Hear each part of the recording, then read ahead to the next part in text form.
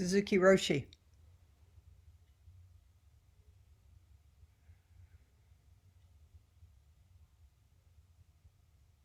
50, he died 50 years ago, December 4th. He lived a very short time. I mean, once he came to this country, I mean, he didn't die an old man, and he only, I, I don't, it was less than 10 years that he was in this. Is that true? I'm looking at Marjorie. No, no. Anyway, it was a short time. How many years? Was it 58 he came or something like that and died in end of 71, but I'm a little fuzzy on whether Yeah. 58, I, 59. I should have looked it up. I had the thought that maybe we'd do a little of that one of these weeks, but we'll see what actually happened. But San Francisco Zen Center came out of his deep devotion to practice, and he Zen Mind Beginner's Mind came out of there was a group who met in someone's house, in a woman's house, and he would, and I don't think there were very many people, and he would just go down there and he would give the lecture. And some people say that he gave the best lectures there because he was so relaxed. And that's what Zen Mind Beginner's Mind became, which is one of the best-selling books, Buddhist books, continues to be, I think, in the world. I'm I'm amazed how much, because I just keep going back over and over to Zen Mind Beginner's Mind, not always so to Suzuki Roshi lectures of there's no end to them. And the more you kind of quote study and know and mature, you just get more awestruck by how much what a deep ground of practice and base of study that he had. So if you think any of this is simple, it is. And the simplicity came out of a very deep embodied understanding of Zen. So I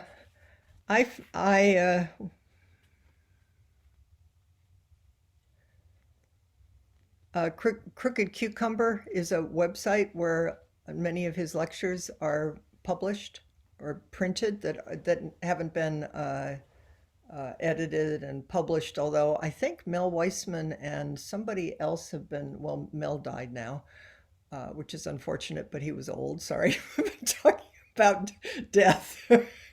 That there is a book coming out that he and someone else who I can't remember who has been working on compiling and putting together more of Suzuki Roshi's lectures for the public. So there's two here, and we'll see. I think I kind of want to do portions of both of them. The first one I began because there's a wonderful chapter in Not Always So called Caring for the Soil. And because I'm a gardener, I've always loved that one. And I was going to do that, but then I Googled to see if there was another lecture that paralleled it or that was underneath or through it. And this one, Suzuki Roshi talks about being a gardener, which just totally delights me. And the second one, and I think they do kind of in some ways, we'll see fit together. This is the wind bell. The wind bell used to be before San Francisco Zen Center now has a blog and they send out newsletters every week. You could get on it if you want because there's often interesting things there. But before that, every month there was a beautiful little, I should have brought one. It was a little thing. It would arrive in the mail in a little white envelope and it would say the wind bell and there would be lectures from different teachers and stories and then Michael Wenger compiled this book, The Wind Bell, Teachings from the San Francisco Zen Center from 1968 to 2001.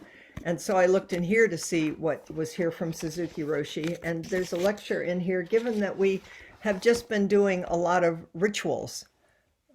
You've all been very tolerant and even it looked like maybe even enthusiastic about the Jukai ritual and the Hosen Shiki ritual. And we might even start doing sometimes services And some people love this, and some people, it's one of the things that people bump up against with Zen is what is all this stuff?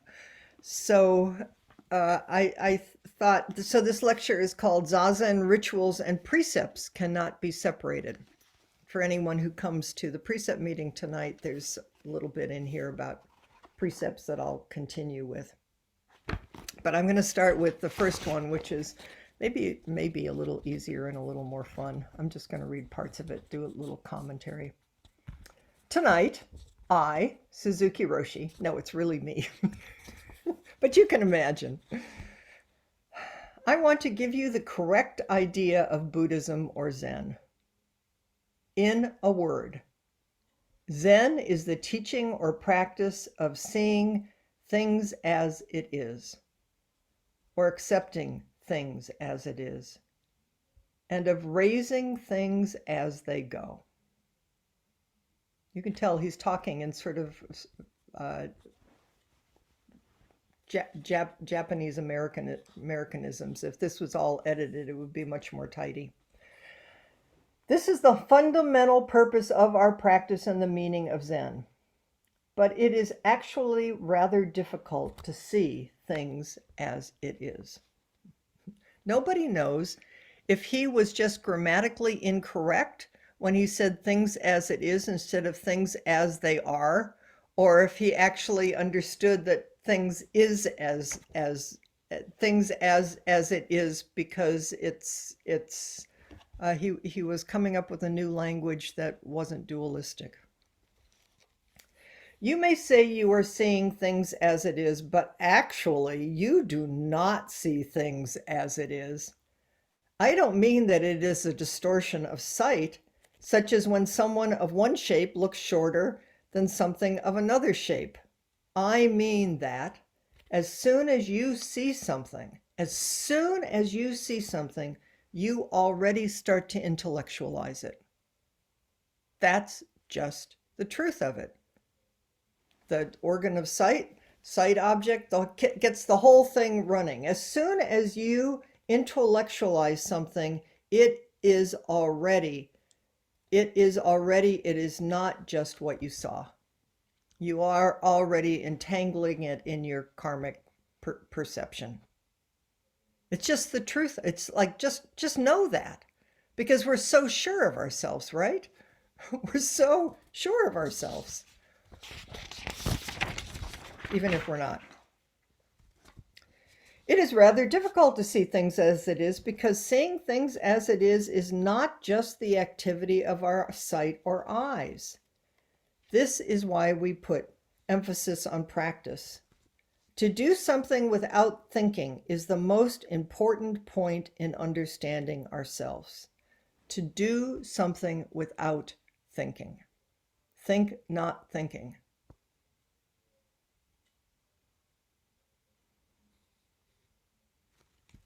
Since it is difficult to see things as it is, we should practice our way. People may say if the purpose of Zen is to see things as it is, then there is no need to practice. That is a big problem. I think in your everyday life, the root practice may be to raise flowers or to grow your garden.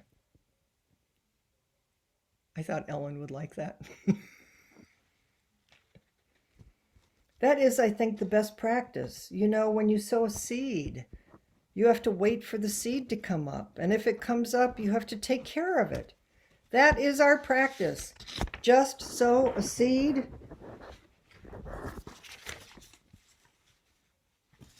Excuse me, I dropped something. Just to sow a seed is not enough. You can't just sow the seed. You have to take care of it day after day. This is very important to be a good gardener.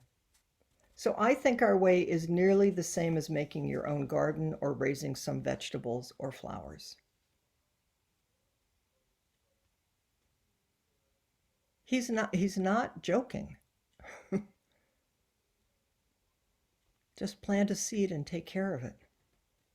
Each seed or each plant has its own character and its own color. If it is a stone garden, each stone has its own character. A long stone has a solemn, profound feeling. This is so beautiful. It's like he's intimate with stones. If you go to his stone garden at Tassajara. Oh, Debbie was gonna. Where's Debbie? Is Debbie here? Yeah. Can you do a screen share of Suzuki Roshi working in his garden? He's working. He's working in the stone garden at Tassajara with Philip Whalen.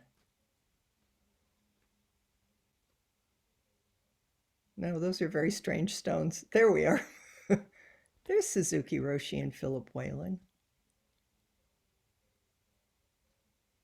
And the story is that he would move these enormous stones with people, and then he'd stand back at the end of the day and he'd say, no, no, no. And then he'd make them move them all over again the next day.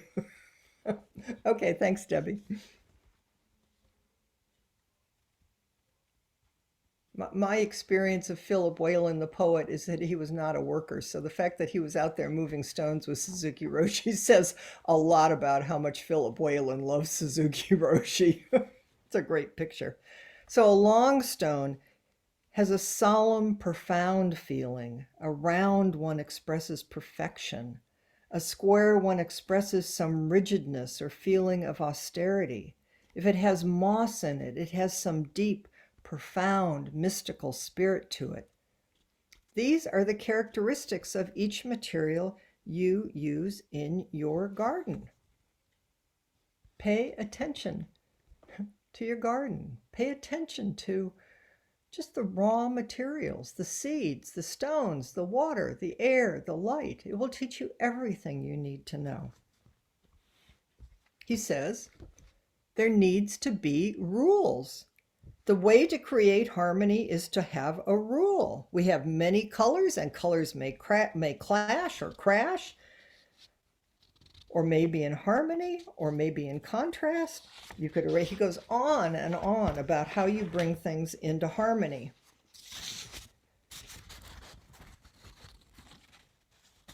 So, if you want to live in the truest sense of the world, in relationship with the world and with others, and in relationship with the you which has been living in the past and which will live tomorrow, you need rules.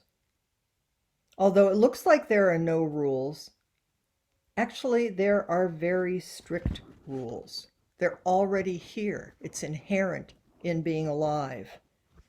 To live day by day in the true sense means to live by some perfect rules. How do you bring your life and heart and mind into harmony with everything? So you're not just one big jumbled up garden and crashing all over. And how do we live together in harmony? This point is emphasized in Zen. Zen is not just personal practice, and our enlightenment is not just personal attainment. When we attain enlightenment, freedom, everything becomes free. That is the rule of enlightenment. When we find our position in this moment, that is it. That is it. When we live with others, we say that is enlightenment. When we live in harmony with others. The point is to find our position moment after moment, and to live with people moment after moment according to the place. That is the purpose of our practice. So, one might guess that those rules have something to do with the rules in Zen. Those weird things like bow here now, or here's the bell, or that was an amazing, I so deeply appreciated that Shuso ceremony, the Hosen Shiki ceremony that everyone showed up for, and that Erica practiced and practiced, and I was getting emails about, now where exactly does the bell go? Does it go here? Does it go there? It's just like, it's like kind of crazy. And everyone took their place. Everyone completely, the people who came, what happened, the ritual, the questions, is it happened like a beautiful rock garden in harmony. or the seeds that were sprouting in each of our hearts and in our Dharma practice were being watered in the depth and beauty of the ritual, an ancient ritual that was completely enacted in the moment. So these, okay, so now I'm going to jump over to what he says here. I want to talk with you about some problems you may have when you come to Zen Center. I think you understand pretty well why we practice. Maybe we do, maybe we don't. Why we observe rituals is perhaps more difficult to understand. Actually, it is not something to explain. And then he laughs and laughs. So he's not going to tell you why we do this. If you ask me why I observe rituals, why we just did that whole ritual, I could ask Erica, I could ask, why are you all here sitting Zazen? Zazen is the ritual at the heart of our practice. What is this ritual? Where you sit down, you follow your breath, you put your hands in a certain way. It's a ritual. It's very difficult to say, why are we doing this? You might say, I do it to find peace. I do it because it helps me to be less stressed out. I do it because I want to be enlightened, whatever that means. There's something more fundamental happening here. First, he says, I do it because I've been doing it for a long time. You just do it. I tend to think that because I have no problems in observing my way, then you must not have some problems. He laughs and laughs. He comes to this country and says, sit Zazen, and people go, huh? What is this little Japanese guy doing?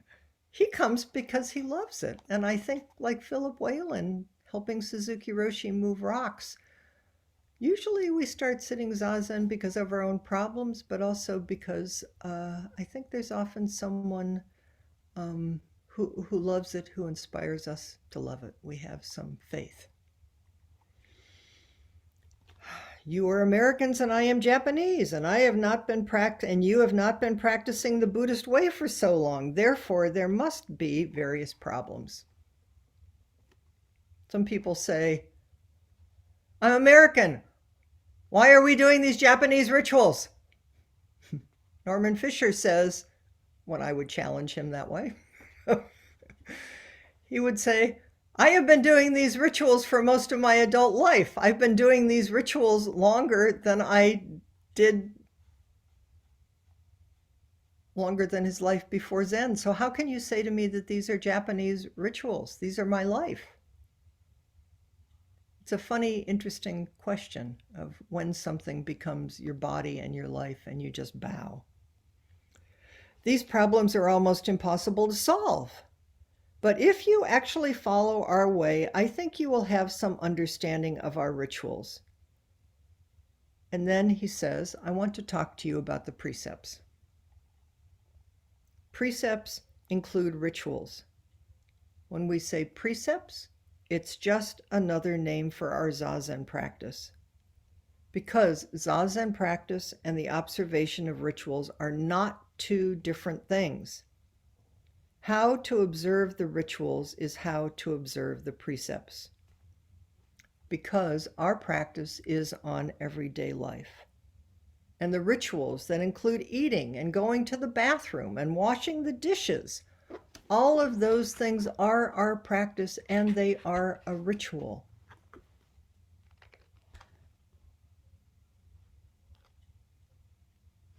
When someone dies, there are rituals. It's all just, how do we take care of things? How do we take care of each other? How do we live in harmony in the midst of so much suffering and confusion? What are the things that we anchor our lives in?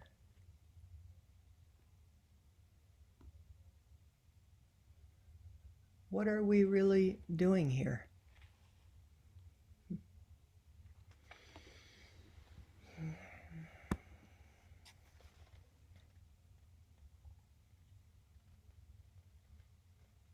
When we say precepts, we usually mean rules. But that is just a superficial understanding. Precepts Zazen is actually a way to express our true nature. And the only way to express our true nature, to be who we truly are, is completely dependent on the place and the circumstance. If you think you have some understanding or you figured it out, and then you go into a new situation and try to do the same thing, it won't bring harmony, because your mind is thinking your way through a situation and you aren't intuitively embodied. That's what we talked about in the conversation that I just had with the Zen priests about how do you be with dying in this tradition. Fundamentally, you pay attention to what the circumstance needs. If you go in and you try to impose some Zen ritual on top of a family system, that may be that Sally practiced Zen and loves Zen, but who knows what her husband or her kids. It's like, what does the situation really need? What are the rules that are inherent in, if you listen deeply, you can bring harmony to a situation, which is to bow and to bow and to listen and to respond. That's what we're training ourselves in. We're training ourselves just to be yourself.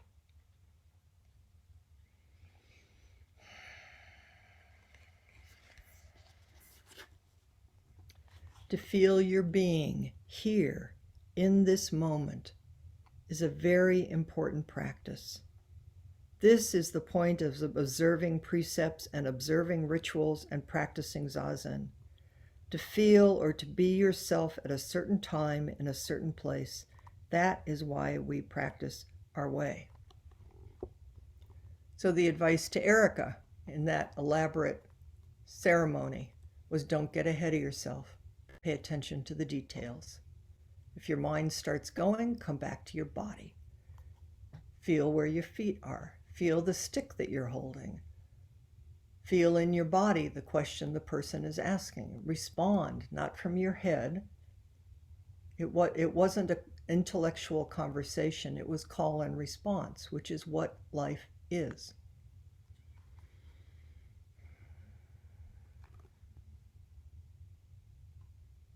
As long as you try to know what a ritual means or why you do it, it's difficult to feel your actual being in this place. Only when you do it. I can't tell you about Zazen. Do it. Sit Zazen. Sit down, stand up. Sit down, stand up. It will teach you everything you need to know.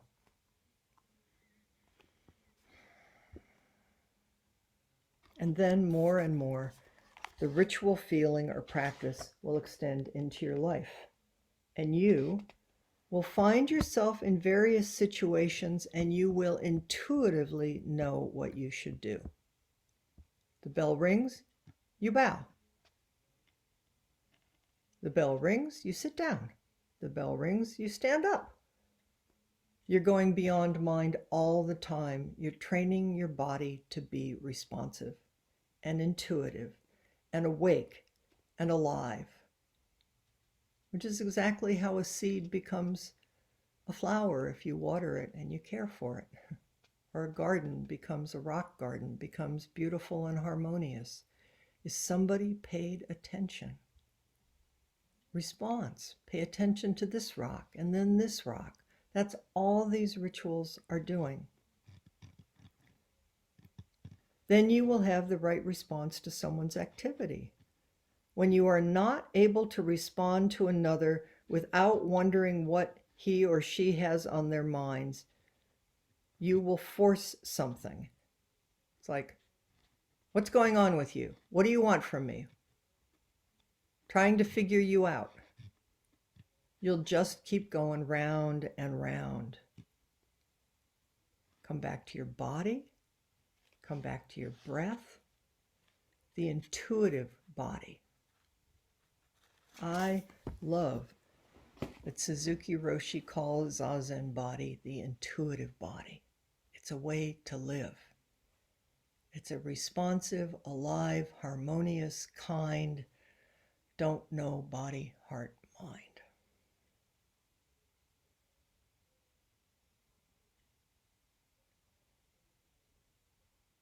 If you walk into somebody's house and they're dying and you have some idea about the way it should be, you will miss everything. If you're accompanying a partner who's dying and you have your own idea or your own fears, you will miss being able to be with them and with yourself. If you're raising a child and you have some idea about who they are or the way they should be, I always loved one of the teachings about, because I used to be a teacher and a mother, I still am, is get down and look at the child. Meet them face to face, eye to eye. It's like, oh, who are you? What's happening here? Then maybe you'll find your way together. And I suppose in the same way, that's what Zazen is you just get down, face to face, heart to heart, in your own body, on a cushion with other people, and you just listen. Who knows who you are or what's going to happen next or when the bell is going to ring? But it's a responsive body. And that's where freedom is. And I think increasingly in this crazy world where we are more and more cemented into our views, this is a radical and life-saving practice. Just simply listen, bow, respond. Be amazed that you have all these beautiful, crazy thoughts. Watch them come and go, and then come back to your breath and see what happens next. Okay, so that's a little bit of me, a little bit of Suzuki Roshi, and a lot of you, because of course you completely heard it through your own ears and your own karma. So who knows what you heard or what I said, but something happened, and uh, nothing happened because you can't hang on to it. I'm going to put us in small groups, and I think maybe my question would be, and you can respond to any of this, is what do you think Suzuki Roshi means when he calls Zazen body intuitive body? What's intuitive body?